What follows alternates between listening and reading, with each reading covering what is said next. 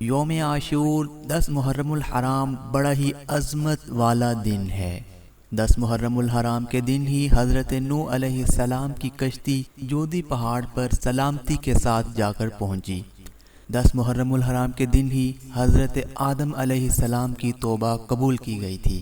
10 محرم الحرام کے دن ہی حضرت ابراہیم علیہ السلام پیدا ہوئے اور اسی دن آپ کو خلیل اللہ کا لقب ملا، اور اسی دن ہی آپ نے نمرود کی آگ سے نجات حاصل کی تھی۔